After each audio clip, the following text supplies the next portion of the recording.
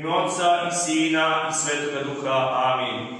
Draga braćo i sestre, evo, Gospod nas svake nedelje opominje kroz svoje evanđelje da mu čvrsto verujemo i da se ničega ne bojimo, jer niko na svetu nije imao tako odmerene i tako svete reči kao Gospod naš Isus Hristos.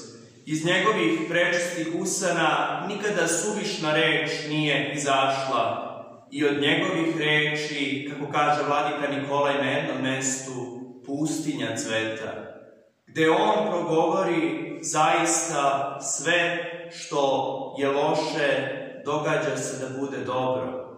I evo, upravo ovo današnje evanđelje nas poziva zapravo da mu čvrsto verujemo, da nema u nama maloverja.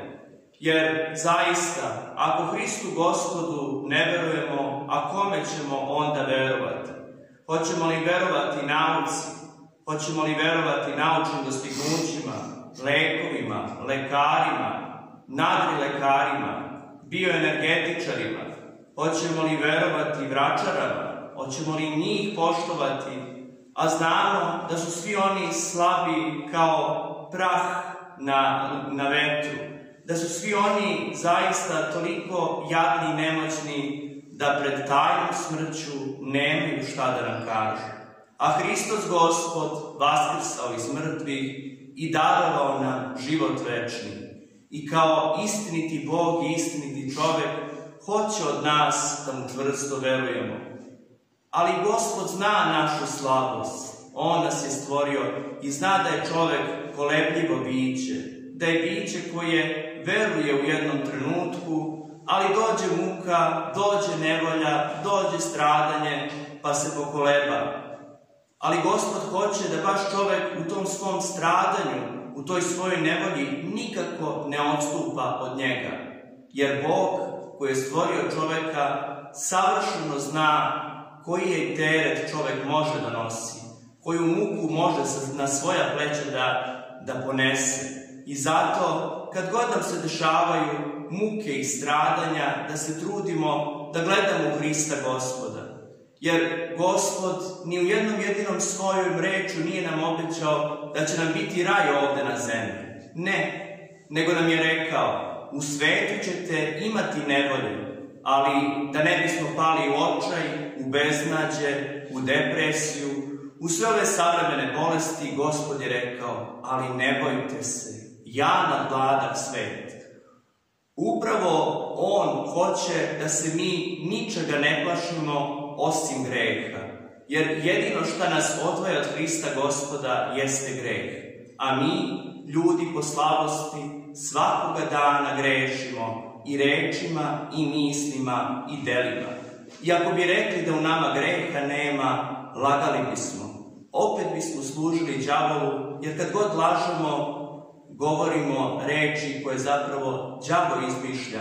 Jer đavo je otac laži, kako Gospod opet kaže. I upravo ovo današnje evanđelje nam govori o tome da čvrstina naše vere treba da bude jaka, snažna. Evo, danas slavimo i svetog velikomučenika i iscelitelja Pantelejmona. Njegovo ime znači sve milostivi. On se nije bojao stradanja za Hrista Gospoda, toliko mu je verovao, a bio je veliki lekar, veliki iscelitelj raznih bolesti. I baš njemu treba da se molimo kad god imamo neku muku, kad god imamo neku bolest, kad god imamo neku patnju.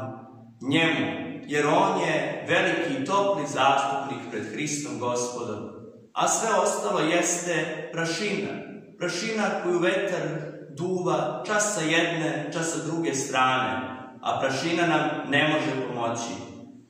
A u mukama našim stradanjima, upravo on, sveti velikomučenik Pantelejmon, tu je da nas zaštiti, tu je da nam pomogne. Ali naravno, nikada nam on ne pomaže na silu, već je potrebno da mu se obratimo s molitvom, onako iskrenom molitvom, kako i sveti apostol Petar reče, Gospode, pomagaj.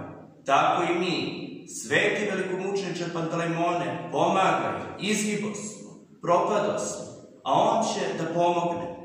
naravno po veri našoj. On je tu, evo, ovde je danas sa nama u svetome hramu, mada ga ne vidimo, ali tu je sa nama na liturgiji sabrani.